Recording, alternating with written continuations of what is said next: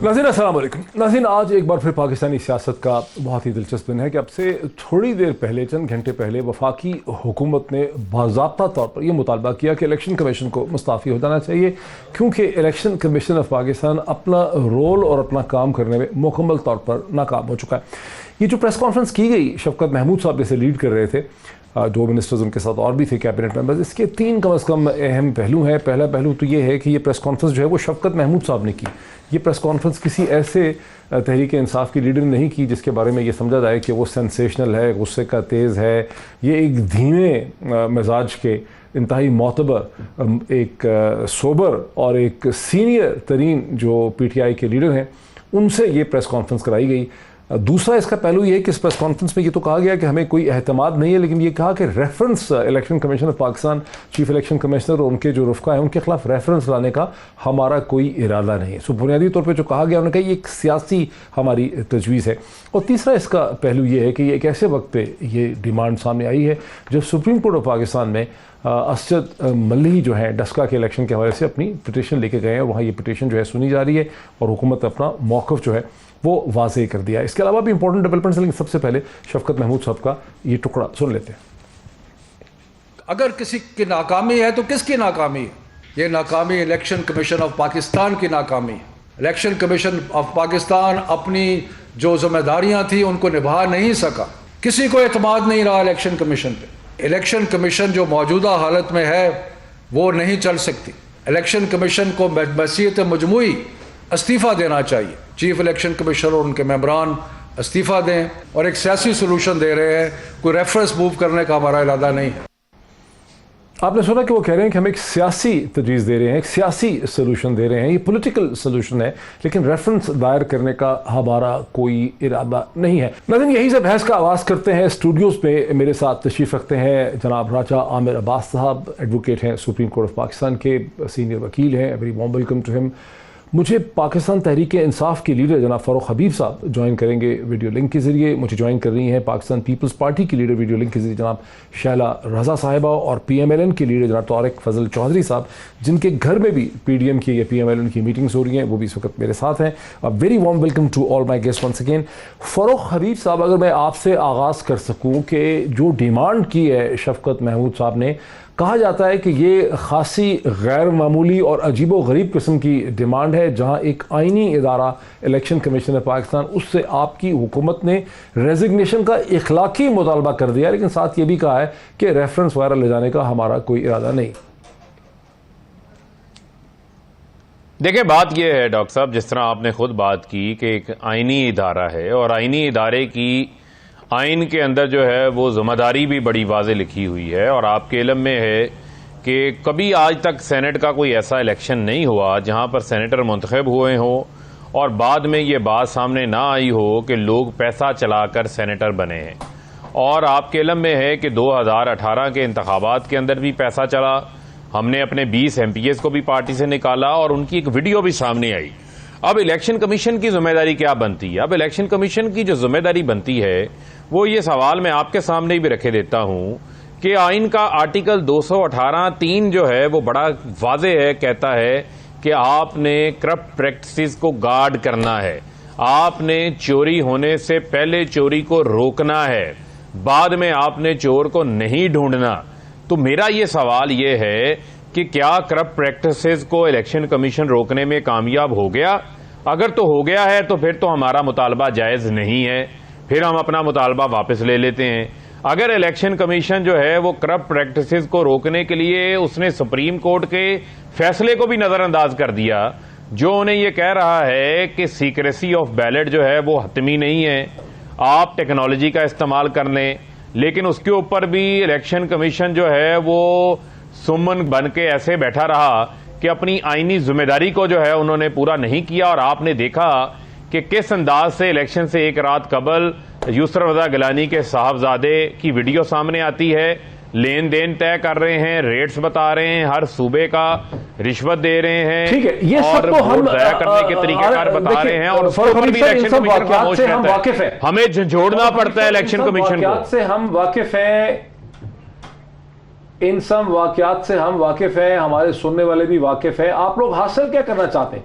Reference आप नहीं ले जाना चाहते, इखलाकी तौर पर आप डिमांड कर देखें रहे हैं, बात, opposition भी सुन रहे देखें हैं। हम, गोल आपका क्या है?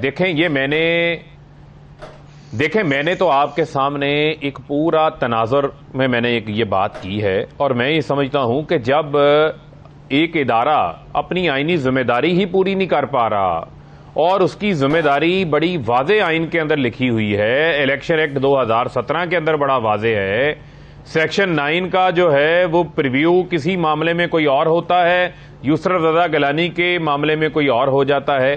तो जो उसके अराकीन हैं जिन्होंने अमल दरामद कराना है, जो चीफ इलेक्शन कमिश्नर हैं जिन्होंने अमल दरामद करवाना है, अगर उनकी जानिब से अमल दरामद नहीं होगा, आईनी जिम्मेदारी की पासदारी नहीं होगी, तो फिर हम अपना मुतालबा करने के अंदर हक बजानिब हैं, फिर हम ये मुतालबा सामने रखेंगे, हम ये मुतालबा इदारे से करेंगे। हमने ये मुतालबा आवाम के सामने, आवाम भी यही मुतालबा कर रही है, तो ये तो मैंने आपके सामने भी रख दिया ना।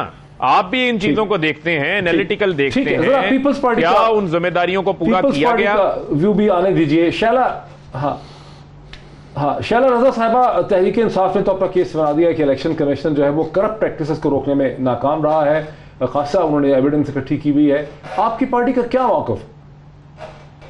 मैं इनसे सवाल पूछना चाहती हूँ कि जब पार्टी फंडिंग केस 6 साल तक चल रहा है और अभी तक कुछ नहीं हो सका, जब तो आपने कभी इलेक्शन कमीशन को बुरा नहीं कहा, जब ऑपोजिशन कह रही थी कि इलेक्शन में सब कुछ हुआ, जब भी इलेक्शन कमीशन बहुत अच्छा था, जब फैसल सोलेहाद, फहमिदा मिर्जा, अब्दुल हकीम बलोच, जब बहुत सारे लोग हैं, 3 नाम मैंने इसलिए लिए कि इनकी रिकाउंटिंग एक फैसला कुन मरहले में आ गई और फिर इलेक्शन कमीशन ने लपेट के उसको रख दिया। जब भी इलेक्शन कमीशन बुरा नहीं था, जब फैसल वावडा को नहीं बुलाया जाता था, जब भी इलेक्शन कमीशन बुरा नहीं था, एक ऐसा ऑर्डर जिस पे जो है बात जो है वो पार्लियामेंट में करनी थी और उसको ऑर्डर अपने तरीका करके फिर पार्लियामेंट को कहना था, इलेक्शन कमीशन को, उस पे आप कह रहे हैं कि ऐसा हो गया क्योंकि अब दस्का में इलेक्शन कमीशन के जो ऑफिसर्स थे वो बोल पड़े कि हम अरेस्ट हो गए थे और या ये कि हम किडनैप हो गए थे, तो आपको ये याद आया। जहाँ तक जिम्मेदारी की बात है तो हुकूमत भी कुछ बातें करके इसकी मुखालफत करते हैं, जिम्मेदारी नहीं की, कोई जिम्मेदारी हुकूमत ने पूरी डॉक्टर तारिक फजल चौधरी साहब, अगर इलेक्शन कमीशन ने अगर रिजाइन कर ही दिया, अगर हुक्मरान जमात ने इतना एक प्रेशर बिल्डअप कर ही लिया, एक इतना इखलाकी प्रेशर बिल्डअप किया और इलेक्शन कमीशन ने रिजाइन करने का फैसला कर लिया, तो फिर आपकी पार्टी क्या हुक्मरान जमात के साथ मिलकर नया इलेक्शन कमीशन तश्कील करने में रजामंद होगी? डॉक्टर साहब बहुत शुक्रिया आपकी आज की दावत का। देखिए ये तो बहुत आगे का आपने सवाल कर दिया है। मैं समझता हूँ कि जो बात हुकूमत की तरफ से की जाती रही है, अपोजिशन की मुख्तलिफ मौक़ों के ऊपर अपोजिशन के खिलाफ कि जनाब ये इदारों के खिलाफ बात करते हैं और जो हमारे ऊपर झूठे इल्ज़ामात लगाए जाते हैं कि हमारी कोई इदारों से लड़ाई है, हम किसी इदारे पर वो हमला कर रहे हैं। आज मेरा ख्याल है पाकिस्तान की कौम को ये वाज़ेह हो गया होगा कि इदारे पे हमला किसको कहते हैं। इलेक्शन कमीशन एक कॉन्स्टिट्यूशनल इदारा है, वो अपनी आईनी जिम्मेदारी पूरी कर रहा है और कोई ऐसा बयान, कोई ऐसा फेल उनसे सरजद नहीं हुआ जो मावरा आईन हो, जो अपनी आईनी हदूद के बाहर हो। लेकिन आज जो काबीना के वज़रा की तरफ से एक आईनी इदारे के ऊपर चढ़ाई की गई है, इसे कहते हैं इदारों को प्रेशर में लाना, इदारों पर दबाव डालना। अब अगर वो सच बोल रहे हैं और अगर वो सही को सही और गलत को गलत कह रहे हैं तो हुकूमत की बात बर्दाश्त नहीं हो रही। यानी मैं समझता हूँ कि पिछले 2-2.5 साल में 2000 जो कुछ इन्होंने किया, जिस तरह ये एक्सपोज हुए, 2013 का पूरा इलेक्शन एक तरफ और डस्का का एक इलेक्शन एक तरफ, उस एक दिन में जिस तरह इन्होंने धौंस और धांधली की और सरकारी मशीनरी को इस्तेमाल किया, वो पूरी कौम के सामने इनको एक्सपोज कर गया। और इलेक्शन कमीशन ने अगर एक आईनी स्टैंड लिया, अगर एक कानूनी स्टैंड लिया, वो इनसे बर्दाश्त नहीं हो रहा। सर ये कहते हैं जनाब कि वो मुस्तफी हो जाए, वो फलाह हो जाए कि इलेक्शन कमीशन ने एक बहुत ही एग्रेसिव और सही स्टैंड ले लिया डस्का में, लेकिन जब सेनेट की बात आई तो उसी इलेक्शन कमीशन ने, वो डस्का में गैर रवायती इलेक्शन कमीशन था और सेनेट में जहां करप्ट प्रैक्टिसेस सामने आ रही थी वहां इलेक्शन कमीशन जो था उसने सरेंडर कर दिया और वो एक रवायती इलेक्शन कमीशन बन गया।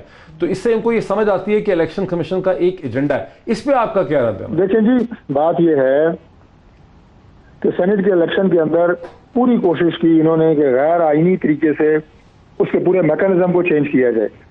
अगर आप सेनेट का इलेक्शन ओपन बैलेट के जरिए चाहते हैं तो डॉक्टर साहब आपसे बेहतर कौन जानता है कि उसका एक कॉन्स्टिट्यूशनल मैकेनिज्म है, आप उसको अपनाए बगैर आप नहीं कर सकते। ये इन्होंने पहले जनाब सुप्रीम कोर्ट से रुजू किया, सदारती ऑर्डिनेंस लेके आए, जब नहीं हो सका इन्होंने जनाब खुफिया कैमरे नस्ब किए। ठीक, अब आप इलेक्शन कमीशन को किस बात पे मुर्दे इल्जाम ठहरा रहे हैं? लेकिन अब आप आपने भी जो अपना जाना टारगेट चाहते हैं अचीव करना था, अदालत वो के आपने अंदर कर चले लिया। गए, लेकिन अब आपकी सारी पीडीएम की जमातें भी अदालत में चली गई हैं कि इलेक्शन का जो वोट नहीं मिले, रिजेक्ट हो गए हैं, जो इलेक्शन कमीशन का फैसला है उसके खिलाफ आप भी अदालत में चले गए। हालांकि इलेक्शन कमीशन का फैसला नहीं है वो।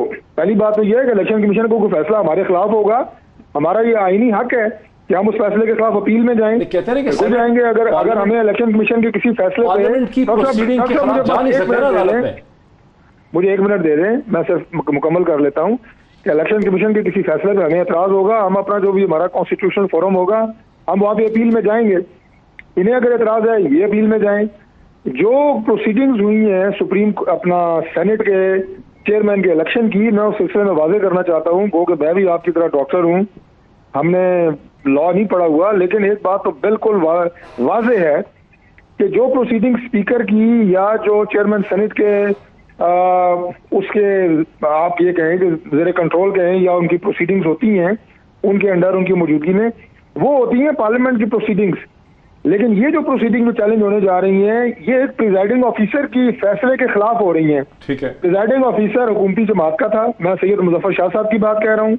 उन्होंने हुकूमत की को सपोर्ट किया, हुकूमती मौक़िफ़ को सपोर्ट किया, हुकूमती उम्मीदवार को जिताया। He was just a presiding officer, वो कोई कॉन्स्टिट्यूशनल ओहदा नहीं है। डॉक्टर साहब ये बड़ी वाज़ेह बात है। ठीक है, स्पीकर का और चेयरमैन सेनेट का ओहदा एक कॉन्स्टिट्यूशनल ओहदा है। ठीक है। ये प्रिजाइडिंग ऑफिसर थे, इनका कोई कॉन्स्टिट्यूशनल ओहदा नहीं है, इन्हें चैलेंज किया जा सकता है। लेकिन ये वो भाग क्यों रहे हैं? अगर ये सच्चे हैं तो आइए अदालत में मुकाबला करें। ये क्यों कहते हैं जनाब कि आप अदालत में जा नहीं सकते? यही जरा रुके यहाँ भी पहले तो ये समझा दें हमें कि ये सैयद मुजफ्फर तहरीक इंसाफ के नुमाइंदे थे। मेरे ख्याल में नहीं है। ये क्या कह रहे हैं, मतलब कि किस तरह की मेरे ख्याल नहीं, वो इत्तेहादी है। इत्तेहादी की बात कर रहे हैं इत्तेहादी है जी। ये मुझे नहीं पता वो किस पार्टी के हैं। ये थोड़ा सा वजाहत कर दें कि ये जो आप कह रहे हैं कि प्रिजाइडिंग अफसर तहरीक इंसाफ का था, ये किस बुनियाद पे आप कह रहे हैं? इत्तेहादी है हुकूमत। हुकूमत के इत्तेहादी हैं। मुझे नहीं पता, इत्तेहादी अगर हैं तो ये वहां से क्या सिंध से इत्तेहादी हैं, जीडीए साहब की पार्टी के हैं। अच्छा, दैट्स इंटरेस्टिंग मेरे लिए। Thank you so much for informing us, मुझे इसका नहीं पता था। अच्छा, ये आपने सारी सिचुएशन सुनी, अब ये जो इस पे क्या आप कर रहे थे? देखिए, एक सबसे पहले तो जो आज की प्रेस कॉन्फ्रेंस है और जो उन्होंने इलेक्शन कमीशन ऑफ पाकिस्तान से रेजिग्नेशन की बात की है, अगर आप वो सुप्रीम कोर्ट का फैसला देखें उसमें सुप्रीम कोर्ट ने एक वर्ड यूज़ किया है, the election commission is required. और जहाँ पे वर्ड रिक्वायर्ड होता है it means it's a direction कि you have to do this. और उसमें क्या लिखा है कि you are required under article 2183 कि आपने ये तमाम चीज़ें करनी है। तो वहाँ पे जब रिक्वायरमेंट थी, सुप्रीम कोर्ट डायरेक्शन दे रही है एक तरह की, and you have failed.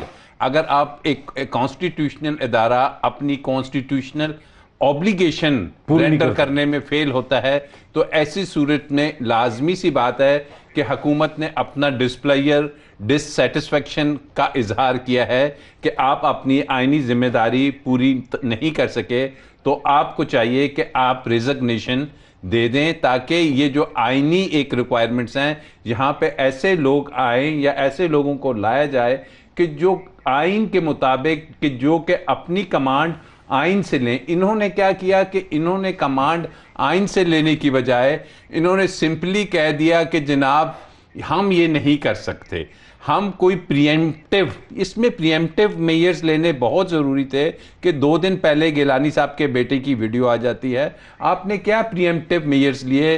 None, कुछ नहीं लिया। यहाँ तो केस समझ आता है कि इलेक्शन कमीशन सुप्रीम कोर्ट के फैसले के बाद अपनी वो जिम्मेदारी पूरी नहीं कर सका जो उसको करनी चाहिए, इस पे तो बहुत है। लेकिन क्रिटिसिज्म तो प्राइम मिनिस्टर उन पे पहले भी कर चुके थे, ये डिमांड करें कि रिजाइन कर दें, और ये भी कहा है साथ जो आप कह रहे हैं वो लीगल इशू है, ये कहा कि हमारा रेफरेंस दिलाने का कोई मूड नहीं। इसका क्या मतलब, क्या करना? देखिए, 2 चीज़ें हैं। एक तो बात यह है कि प्राइम मिनिस्टर साहब की जो कमेटी थी पार्लियामानी, ये उन्हीं के नॉमिनी थे जो कमिश्नर हैं, चीफ इलेक्शन कमिश्नर। जो 3 नाम इन्होंने दिए थे उसमें एक इनका नाम भी था। अब हमारे यहाँ डायलेमा ये है डॉक्टर साहब, इन्होंने दिया था, ये पीएमएलएन ने भी कंकर किया था। कंकर उन्होंने बाद में एग्री कर लिया था। हुआ ये था कि 2 मेंबर्स थे, तो इन्होंने ये कहा कि जो मेंबर्स हैं वो शहबाज शरीफ के लगा देते हैं और ये जो 3 नाम गवर्नमेंट ने दिए हैं उनमें से एक पे हम राजी हो जाते हैं और उसे इलेक्शन कमिश्नर ऑफ पाकिस्तान लगा देते हैं। नाउ द प्रॉब्लम इज कि जहां भी इतने बड़े अदारों के कि जिन्होंने पूरे मुल्क के इंतखाबात कराने हैं वहां पे पॉलिटिकल अपॉइंटमेंट्स होंगी। ये जो अपॉइंटमेंट्स होती हैं ये कैसे होती हैं? Leader of the house and leader of the opposition, 2 नाम तुम दो। अब इसमें 2 नाम थे जो खुर्शीद शाह साहब के ज़माने से चले आ रहे हैं, 2 नाम हैं जो शहबाज शरीफ ने दिए हैं और 1 नाम ये है। तो होता क्या है कि जब ये आ जाते हैं किसी ऐसी सिचुएशन में तो नॉर्मली वो चूंकि पार्टी के नॉमिनीज होते हैं ये, तो ये पार्टी के जो है उसको भी सामने रखते हैं कि पार्टी की इंस्ट्रक्शंस क्या है, पार्टी का क्या है, इंटरेस्ट क्या है। अदरवाइज मैं समझता हूं कि ये जो चीफ इलेक्शन कमिश्नर है ऐसी सूरत हाल में कि जब सुप्रीम कोर्ट अपना डिस्प्लेयर शो कर रही है, सुप्रीम कोर्ट ने कहा, मैं खुद मौजूद था, कि ऐसी सूरत हाल में जहां सेनेट में खरीदो फरोख्त होती है आप एक खामोश तमाशाई बन के नहीं बैठ सकते। और हुआ क्या, ये खामोश तमाशाई ही बने बैठे रहे। और नंबर 2 हुकूमत भी कर रही है, तो this is their moral and ethical कि वो रिजाइन करेंगे। आपको लगेगा ये रिजाइन करते हैं? आपको लगता है ये रिजाइन करेंगे? बिल्कुल नहीं करेंगे, वो तो नहीं करेंगे। वो तो आइन में उसमें इतनी करने के लिए उन्हें नहीं हुआ कि जब सुप्रीम कोर्ट उन्हें कह रही थी कि आप कोई ऐसा मैकेनिज्म डेवलप कीजिए कि ये जो इन्फिनिटी आपने इसको दिया हुआ है सिक्रेसी को, इसको चेंज कर दें, उन्होंने वो नहीं किया तो रिजाइन कहां करेंगे। अब बात ये आएगी कि इनको निकालने का हुकूमत गेन क्या कर रही है? हुकूमत ने एक प्रेशर डाल दिया उस पर।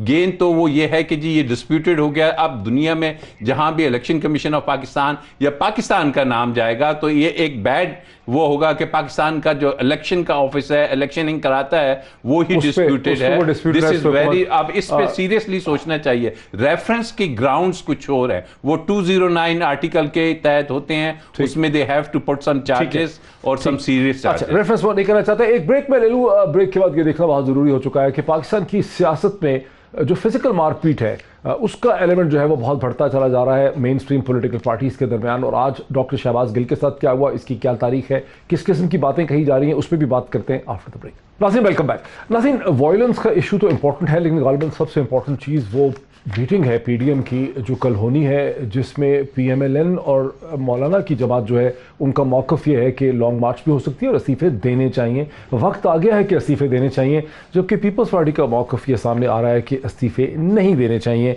इस्तीफ़े जो हैं बल्कि स्पीकर के ख़िलाफ़ एक नो कॉन्फिडेंस वोट जो है नेशनल असम्बली के लाना चाहिए। डॉक्टर साहब, आपकी जमात बज़द है, जो हमें समझ आ रहा है अखबारी नुमाइंदों से और हमारे नुमाइंदों से, कि आपकी जमात इंसिस्ट कर रही है कि वक्त आ गया है कि इस्तीफ़े दिए जाएं, और मौलाना फजल रहमान भी ये समझते हैं, लेकिन पीपल्स पार्टी अभी भी इस्तीफ़ों के फेवर में नहीं है। आप क्या हमें बताएंगे? देखिए डॉक्टर साहब, ये हमारी तख्शदाब में हमारी पार्टी का सेक्रेटेरिएट है, जहाँ पे हमारी आज भी पार्टी का इजलास हुआ है और कल भी पीडीएम की मीटिंग इंशाल्लाह यहाँ पे होगी। देखिए, ये जो आप बात कर रहे हैं ना कि आपकी पार्टी का मौक़िफ़ ये है कि इस्तीफे होने चाहिए, ये हमारा मौक़िफ़ वो आज का थोड़ा ही है। ये हमारा मौक़िफ़ तो शुरू से है कि इस्तीफे होने चाहिए। इस पर पीडीएम की तमाम जमातों ने इत्तफाक किया है और उसके बाद तमाम पीडीएम में शामिल जमातों ने 31 दिसंबर से पहले अपने जो इनके मेंबरान कौमी असम्बली और मेंबरान सूबाई असम्बली हैं सबसे इस्तीफे लेके अपनी क़यादत के पास जमा कर लिए हैं। यहाँ तक तो काम जो है तमाम पीडीएम की जमातों का मुतफ़िका तौर पर हो चुका है। अब उसके बाद इस्तीफे कब देने, इस अपनी जो इस जाली हुकूमत के खिलाफ जो एक मुहिम है, जो अवामी पजीराई भी जिसको हासिल है मुकम्मल, उसमें ये कब आना है कि आपने इस्तीफे देने हैं। इस पे जमातों के बीच में गुफ्तगू होती रही है, अभी भी हो रही है। डॉक्टर साहब, हमने इस प्रोग्राम के शुरू में मोहतरमा मरियम नवाज साहिबा का एक टुकड़ा और शॉर्ट सुनाया था, जिसमें वो कैटेगोरिकली और क्लियरली कह रही हैं, अगर आप कहते हैं मैं दोबारा सुना देता हूं, कि कल की मीटिंग इस लिहाज से बड़ी अहम है और तमाम अखबारात जो हैं उनमें ये लिखा हुआ है कि आपकी जमात इंसिस्ट कर रही है कि कल इस्तीफों पर बड़ा जोर है, मौलाना का भी जोर है, आपकी जमात का भी जोर है। देखिए, मैं आपने जो बात की है वो बात वही है, अल्फाज आपके थोड़े मुख्तलिफ हैं, या मैं अपने अंदाज में वो बात कर रहा हूँ कि इस्तीफों के ऊपर तो हमारा इसरार पहले भी था, आज भी, कल भी होगा, और उसके लिए हमने बाकी जमातों को कायल भी किया है। क्या बिलावल भुट्टो ज़रदारी साहब ने अपनी प्रेस कॉन्फ्रेंसिस में ये बात एक से ज़ायद दफ़ा नहीं की कि इस्तीफे होने चाहिए? आप उनकी प्रेस कॉन्फ्रेंसिस के क्लिप्स निकालें, वाज़ेह तौर पे उन्होंने ये बात कही है कि इस्तीफे होने चाहिए। लेकिन मैंने सिर्फ ये बात की है कि अगर कोई जमात ये समझती है कि जी हफ्ते के अंदर हो, कोई जमात ये कहती है कि 10 दिन पहले होने चाहिए थे, कोई कहती है 10 दिन बाद हो, इसमें तो बात हुई है या हो सकती है। इस्तीफों पे इतफाक है, ये हमारी एक हिकमत अमली का हिस्सा है। उसके बाद लॉन्ग मार्च है, लॉन्ग मार्च किस तरह होना है, कहाँ से शुरू होना है, उसकी स्ट्रेटेजी क्या होनी है। तो बेसिकली ये पॉलिटिकल आप ये कहें कि स्ट्रेटेजी है जो द ब्रॉडर प्रोस्पेक्टिव में सब इस पर इतफाक करते हैं। जो निटी ग्रिटीज हैं उसके ऊपर मुशावरत हो रही है। फारूक हबीब साहब, क्या आपको परेशानी है कि ये इस्तीफों का फैसला हो सकता है कल? देखिए, हमें किस चीज़ की परेशानी होगी? परेशानी तो इनको लगी हुई है। पिछले 2.5 साल से जो है ये टामक टोइयाँ मार रहे हैं, कभी इस्तीफों का ऐलान कर देते हैं, कभी अदम एतमाद का ऐलान कर देते हैं, कभी ये इंतखाबात का हिस्सा नहीं बनना चाहते। अभी पीडीएम के अंदर खुद फूट पड़ी हुई है। आप देखें जो काम इन्होंने फजलुर रहमान के साथ किया है, पीएमएलएन ने जानबूझ के जो है वो मौलाना अब्दुल गफूर हैदरी को वोट नहीं डाले, और ताकि ये अपना इस्तीफों वाला मामला पीडीएम के अंदर आगे जोर दे सकें। यही वजह है कि फजलुर रहमान साहब गिला करते पाए जा रहे हैं कि मैं तो इस हक में ही नहीं था कि सेनेट के इंतखाबात जो हैं वो लड़े जा सकें, और पीपल्स पार्टी के मौक़िफ़ को ये बैकफुट के ऊपर डालना चाहते हैं। तो ये तो इनकी ऐसी लड़ाई है जो कि ना ख़त्म होने वाली लड़ाई है, और ये किसी नतीजे के ऊपर ना पहुंचने वाली है। ये इस्तीफ़ा सिर्फ जो है वो हाथी के दांत खाने के और हैं, दिखाने के और हैं। इस तरह ड्रामाबाजी है। कोई इस्तीफ़े इन्होंने नहीं देने। ये इस्तीफ़े 31 दिसंबर से पार्टी क़यादत के पास जमा हुए हैं। इन इस्तीफ़ों की जो है वो जब जमा कराने थे तो उसका टेस्ट तो ये आया था कि कैप्टन सफदर के भाई जो मरीम नवाज़ के जेठ हैं, इनके डिप्टी स्पीकर मुर्तज़ा अब्बासी साहब ने जमा करवाए थे। तो जब मरीम ने कहा था इस्तीफ़े मंजूर करवाओ, तो उस वक्त वो भाग गए थे, मिन्नत समाजत करने पे आ गए थे कि हमारे इस्तीफ़े जो है वो मंजूर ना करें। तो बात यह है कि जहां तक रह गया मामला इनका लॉन्ग मार्च का, ये लॉन्ग मार्च नहीं होना, अब इनका सबका क्विक मार्च होना है, और क्विक मार्च इनका होना है जेलों की जानिब होना है। और ये जो टिकटों शिकटों की कहानियां चला रहे हैं, मरियम बीबी को तो लंदन की टिकट की फिक्र पड़ी हुई है। वो तो चाहती हैं मुझे लंदन की टिकट मिले, मैं जाऊं अपने पापा के पास जाकर उनकी इयादत करूं जाके, और उनके पास ही बकिया वक्त भी वहीं पे गुजारूं। लेकिन मामला ये है कि इनको किसी सूरत भी मतलब आपको परेशानी ये नहीं? फैसला किया हुआ है, वज़ीर आज़म ने फैसला किया हुआ है कोई एनआरओ नहीं देना। हमें किस चीज की परेशानी है? आपस में लड़ी जा रहे हैं। सेनेट के अंदर इनको बुरी तरह से चेयरमैन सेनेट के इंतखाबात में नाकामी हो चुकी है। एक इलेक्शन में इन्होंने खरीदो फरोख्त की है, उसके ऊपर इलेक्शन कमीशन नाकाम हो गया, उसके ऊपर भी हमारा मुतालबा जो है वो सामने आ गया। हम तो इदारों के ऊपर हमले करने वाले नहीं है। हमने तो कोई सुप्रीम कोर्ट पे फिजिकली हमला नहीं किया, नैब पे फिजिकली हमला नहीं किया।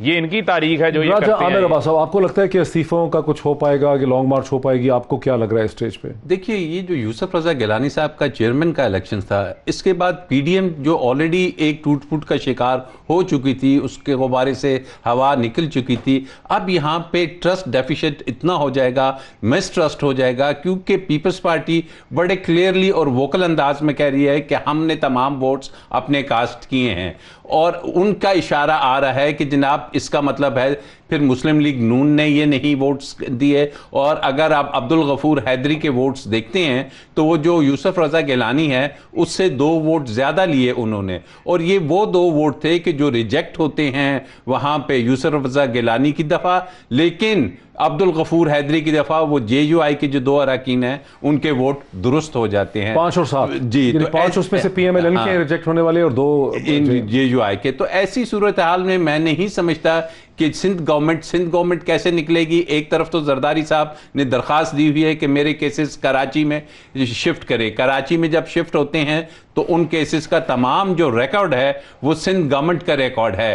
क्या सिंध गवर्नमेंट वो रिकॉर्ड किसी और के हवाले करके चली जाएगी और जरदारी साहब के केसेस चलेंगे? तो इट्स नॉट पॉसिबल। ठीक है। शैला रजा साहब, एक आम तासुर जो है सियासी हलकों में जोर पकड़ चुका है कि पीपीपी ने बहुत ही कमाल होशियारी से, आसिफ अली जरदारी साहब ने, पीपल्स पार्टी ने, पीएमएलएन और मौलाना फजल रहमान को इस्तेमाल कर लिया है। बातें सख्त तरीन की मौलाना फजल रहमान ने और मोहतरमा मरीम नवाज साहिबा ने, और उस पर जो बिल्डअप हुआ है प्रेशर उसको आपने कैश कर लिया है। आसिफ अली जरदारी साहब के मुकदमे अब इस्लामाबाद पिंडी से मुंतकिल हो रहे हैं कराची की तरफ। आप लोग रिज़ाइन आप लोग नहीं करना चाह रहे। यूसुफ रजा गिलानी को आप असेंबली में ले आए हैं। आपका कद, आपका वजन भारी हो गया है। पीएमएलएन और जेयूआई पीछे रह गए। पहली बात तो बड़ा अफसोस की है, आमिर अब्बास साहब की बात मुझे अफसोस ही करना चाहिए, क्योंकि आसिफ अली जरदारी साहब के सारे मुकदमे जब हम ऑपोजिशन में थे तो वो सारे मुकदमों का फैसला जब आया, और अब जब इन्होंने दोबारा भी खोले हैं तो जब इनसे कहा जाता है कि आप तक मुकदमे नैब के, तो वो कहते हैं कि नैब तो इंडिपेंडेंट इदारा है, तो अब वो क्या सिंध आके इंडिपेंडेंट नहीं रहेगा। और बहुत पहले ही जो है वो सिंध गवर्नमेंट ने अपने सारे जो मामला थे वो पेश कर दिए थे और SCM भी। तो या तो हम कहें कि नैब जो है वो इतना उल्ट इदारा है कि जब फेडरल गवर्नमेंट में चल रहा होता है तो फेडरल गवर्नमेंट इस्लामाबाद में तो इनकी फिल्टर और सिंध में आएगा तो हमारी सुन लेगा, या तो हम ये कहें। तो ये बातें हमें इदारों के लिए नहीं करनी चाहिए, ये भी हमला होती है। और दूसरी बात मैं ये कहना चाहती हूँ कि देखिए PDM ने जो भी फैसला किया वो सबने मिलकर किया और सबने देखा कि जिस दिन यूसुफ रजा गिलानी साहब जीते हैं उससे पहले ये सारे रोते धोते पहुंच गए थे। हैदर गिलानी का खुद ही किया। फिर जब उसने इलेक्शन कमीशन कहा कि वो लोग कहें जिन्होंने स्टिंग ऑपरेशन किया वो लोग भी तो आए, वो बताएं ना कि उनके कौन कौन से बंदों को हैदर गिलानी से पैसे ये तो और किस्म की बातें। शैला रजा साहबा, आगे क्या होगा? क्या आपकी पार्टी तैयार है ज़हनी तौर पर असेंबलियों से रिजाइन होने के लिए? अच्छा देखिए, जी अब नहीं वो चले ठीक है, आपका मौकफ आ गया, लेकिन असल इशू तो ये है कि कल की PDM की जो मीटिंग है क्या उसमें आपकी जमात क्या आपकी जमात इस्तीफे देने पे देना चाहती है या आपकी जमात का मौकफ है कि इस्तीफे नहीं देने? देखिए जहां तक बात है वहां पे अपने MPs और MNA से तो इस्तीफे ले लिए गए हैं, ठीक है। और आज ही नहीं, दिसंबर की 31 से पहले हम सबने अपने इस्तीफे जमा करा दिए थे और तो उसके बाद काफी इसमें बातचीत भी रही है। अब देखते ये है कि कल ये कहीं भी बात है नहीं थी कि लॉन्ग मार्च है तो उसके साथ ही फौरन इस्तीफे दे दिए जाएंगे। लाइन ऑफ एक्शन में एक एजेंडा लॉन्ग मार्च भी और आखिरी ऑप्शन इस्तीफा है। लॉन्ग है वो ये नहीं है कि वो खत्म ही नहीं होगी, उसकी एक ड्यूरेशन होगी, क्योंकि आप एक प्रोटेस्ट कर रहे हैं जिसका मकसद शो ऑफ स्ट्रेंथ है, चाहे वो 3 दिन की हो चाहे 4 दिन की हो। तो ये शो ऑफ स्ट्रेंथ की जाएगी और इसके बाद ये डिसाइड किया जाएगा कि इस्तीफे कब देने हैं, इसके साथ देने हैं, क्या करना है। तो ये कल सब डिसाइड होगा। जहां तक बात है तो एक बात बड़ी वाज़ेह है कि पाकिस्तान पीपल्स पार्टी एक तो धरने के खिलाफ होती है और एक इस बात के खिलाफ होती है कि आप अगर असेंबली में हैं, एग्जिस्ट करते हैं तो आप उससे आउट होकर सिस्टम से बाहर आकर कैंपेन चलाएं। तो अगर हमारे पास ये ऑप्शन मौजूद है कि हम किसी जगह एग्जिस्ट करके अपना रोल प्ले कर सकते हैं तो हमें वहां भी करना चाहिए। तो ये सारी बातें वो हैं जो कि कल डिस्कशन में आएंगी। वक्त पहले मैं कुछ नहीं कह सकता हूँ, कल डिस्कशन में ये बातें आएंगी। मुझे एक ब्रेक लेने दीजिए, मुझे शैला रजा साहिबा एक ब्रेक लेने दीजिए। उस तरह से तो मुझे सवाल का जवाब नहीं मिल सका, लेकिन जो बात हमें समझ आती है कुछ शैला रजा साहिबा के कमेंट से भी अंदाज़ा यही लगता है कि कल PDM की मीटिंग में इस्तीफ़ों के हवाले से कम कोई इत्तफाक नहीं हो सकेगा। फिर होगा क्या आगे, उस पर मज़ीद बात करते हैं एक ब्रेक के बाद। नाज़रीन वेलकम बैक। जैसा कि आप जानते हैं कि PDM जो है वो इस्लामाबाद हाई कोर्ट में जा रही है सेनेट के चेयरमैन के इलेक्शन के ख़िलाफ़, जहां 7 वोटों को रिजेक्ट कर दिया गया था, जहां ठप्पे जो हैं वो ठीक नहीं लगे थे। क्या हुकूमत का मौक़िफ़ ये है कि अपोजिशन इस मसले को लेकर सेनेट के मसले को, पार्लियामेंट के मसले को लेकर इस्लामाबाद हाई कोर्ट में जा ही नहीं सकती? यहीं से बात का आगाज़ करते हैं। सर ये पहली दफ़ा हो रहा है, ये बहुत अनप्रेसिडेंटेड है। देखिए ये पिछले 3-4 दिन से बड़ी बात हो रही है कि जी वो जो ठप्पा लगा है वो उस बॉक्स के अंदर लगा है या उसके नाम पे लगा है। डॉक्टर साहब, इसमें सबसे बड़ी जो कंट्रोवर्सी है वो ये है कि ये आइन के आर्टिकल 226 के तहत इलेक्शंस हो रहे हैं। आइन का आर्टिकल 226 कहता है कि सीक्रेट बैलेटिंग होगी। सीक्रेट बैलेटिंग जो चीफ इलेक्शन कमिश्नर ने अपने एलानिया में भी कहा था कि सेनेट के इलेक्शन का हुस्न ही सीक्रेसी ऑफ बैलेट है। अब जो कवानीन है उसमें यह है कि अगर ये सीक्रेसी किसी भी तरीके से आउट होती है तो उस वोट को वैलिड करार नहीं दिया जाएगा, उसको रिजेक्ट किया जाएगा। अब इसमें क्या हो रहा है, इन ब्लॉक 7 लोगों ने स्टैंप लगाई है उसके नाम के ऊपर, और उससे ये क्लियर हो गया है कि उन्होंने ये मैसेज दिया है कि ये पर्टिकुलर हमारे वोट हैं और ये 7 वोटों की सिक्रेसी टोटली खत्म होगी। ये कैसे साबित हो गया कि ये हमारे वोट हैं? उन्होंने जिसको मैसेज देना था उन्होंने दे दिया। अब जैसे कि अच्छा। अफरीदी साहब ने, अगर बात होती जी इंटेंशन को देखा जाता है, अफरीदी ने अगर साइन कर दिए तो उन्होंने कहा नहीं आपका वोट रिजेक्ट होगा, ऑल्दो आपकी इंटेंशन है, लेकिन आपके सिग्नेचर करने से ये वाज़ेह हो गया, कहीं पता चल गया कि ये आपका वोट है। इसी तरीके से एक टिक की बजाय अगर आप 2 टिक लगा देते हैं, ऑल्दो आपने सब कुछ सही किया लेकिन आपने उस सिक्रेसी को मेंटेन नहीं किया। तो ये पॉइंट जब हुकूमत उठाए और अगर ये बात की जाए कि जनाब ये सिक्रेसी आउट हो रही है, और गालिबन मुजफ्फर हुसैन शाह साहब जो कि प्रिजाइडिंग ऑफिसर्स थे, he is a very learned person, तो उन्होंने इस चीज को मद्देनजर रखा होगा कि इस अंदाज में ये सीक्रेसी इन्होंने आउट कर दी, ये वोट्स काउंट नहीं हो सकते। तो जब वोट काउंट नहीं हो सकते और उसकी सीक्रेसी नहीं है तो ये दुरुस्त तौर पे रिजेक्ट हुए हैं, और मैं समझता हूं कि ये मेंटेन रहेगा मुजफ्फर हुसैन शाह साहब का डिसीजन। डॉक्टर तारिक फजल चौधरी साहब की थोड़ी सी बात अजीब सी है कि आप लोगों ने 2 महीने कम से कम ये बहस की कि जो वोट है पार्लियामेंट के अंदर सेनेट के हवाले से वो सीक्रेट होगा, और अब आप उस सीक्रेट वोट को चैलेंज करने के लिए अदालत में जा रहे हैं, जहां जब तक ये पता नहीं चलेगा कि किसने किसको वोट डाला है, अदालत के लिए फैसला करना ही बहुत मुश्किल है, क्योंकि वोट तो सीक्रेट था, वहां तो उनकी इंटेंशन सीक्रेट थी।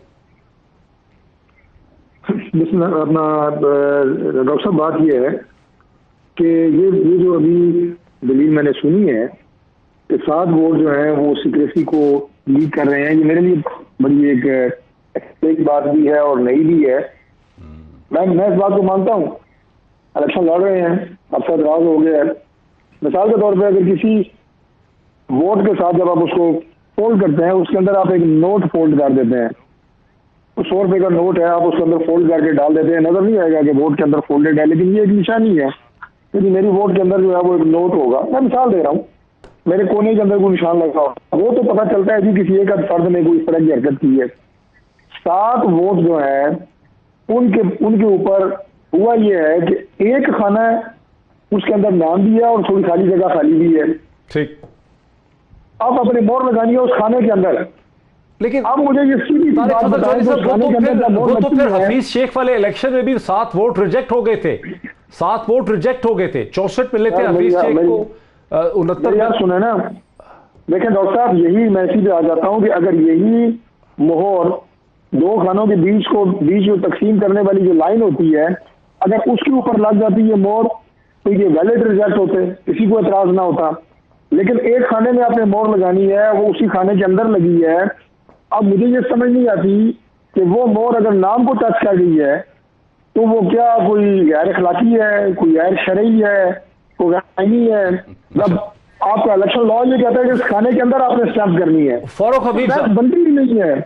फारूक हबीब साहब वोट है, कोई एक वोट तो है नहीं। फारूक हबीब साहब इलेक्शन करा रहा है, जिन लोगों को आपने अपने साथ है। मिलाया था उनको आपने सही तरीका क्यों नहीं बताया वोट रिजेक्ट करने का? सर सही तरीका एक ही है। देखिए बात यह है कि देखें बात यह है डॉक्टर साहब कि इनका इशू ये है, सही तरीका क्यों नहीं बताया वोट रिजेक्ट करने का? मेरा देखें डॉक्टर साहब बात यह है कि अली हैदर गिलानी की जो वीडियो थी वोट रिजेक्ट करने की, वो गलती से लगता पीडीएम के व्हाट्सएप ग्रुप में शेयर हो गई और उन्होंने वोट रिजेक्ट करने का जो है वो तरीका सीख लिया। निशानियां वो भी बता रहे थे, उन्होंने भी निशानी लगा दी। दूसरा जो है वो मैं आइन और कानून का जो है वो एक अदना सा तालिब इल्म हूं। मैं आपके सामने ये सूरत हाल रखना चाह रहा हूं, जिस तरफ ये जा रहे हैं उसके अंदर इनको कुछ हासिल नहीं होना, क्योंकि ये जो चेयरमैन सेनेट का, डिप्टी चेयरमैन सेनेट का इलेक्शन जो होता है, ये इलेक्शन एक्ट 2017 के अंदर इसका कोई जिक्र नहीं है। ये प्रोसीडिंग्स ऑफ द पार्लियामेंट का हिस्सा है। आइन का आर्टिकल 60 आप पढ़ लें, जो चेयरमैन और डिप्टी चेयरमैन के इंतखाबात को डिस्क्राइब करता है। सेनेटर्स हलफ उठाते हैं, उसी रोज वही सेनेटर्स अपने हाउस में से 2 लोगों को चेयरमैन डिप्टी चेयरमैन मुंतखब करते हैं, और हाउस की प्रोसीडिंग्स को आइन का आर्टिकल 69 बड़ा वाजे है जो कहता है कि हाउस की प्रोसीडिंग्स को आप किसी अदालत के अंदर चैलेंज नहीं कर सकते। मेरे सामने ये पीएलडी का एक फैसला पड़ा हुआ है जो election of speaker of provincial assembly internal proceedings हैं। Ahmad Saeed Kirmani PLD 58 supreme court doctor ji, सवाल जरा 397। पूछें। मैं सिर्फ जी, इनको जी। ये कहना चाहता हूं वो जाके पढ़ लें, प्रेसिडेंट वो हाउस मौजूद की हैं, प्रोसीडिंग्स को फैसले प्रिजाइडिंग मौजूद ऑफिसर केयर करता हैं, है। इसके अंदर इनको कुछ हासिल नहीं होगा। डॉक्टर साहब, जहां तक आपसे रह गई सवाल मुजफ्फर पूछे, हुसैन वक्त बड़ा शाह कम साहब है। वाली बात, तो वो इंतखाबात शुरू होने से पहले उन्होंने बताया कि वोट की स्टैंप कहां लगानी है, उन्होंने बताया कि तरीकेकार क्या होगा। उस वक्त भी अगर इनके लोग मिर्जा अफरीदी की बारी, किसी ने नाम के ऊपर स्टैंप नहीं लगाई, सब ने सही जगह पे स्टैंप लगाई। गिलानी साहब के बारी 7 लोगों ने स्टैंप नाम के ऊपर लगा दी। ये कौन सी बातें हैं? ये कौन सी, किसको बेवकूफ बनाना चाहते हैं? ये जाएं किसी को जाके और सबक पढ़ाएं। पाकिस्तान की आवाम भी आपकी चालाकियों को समझती है, हम भी आपकी चालाकियों को समझते मेरा हैं। वक्त खत्म हो गया, आज इतना ही, फिर आपसे मुलाकात होती है। फैसला आपका, बहुत शुक्रिया।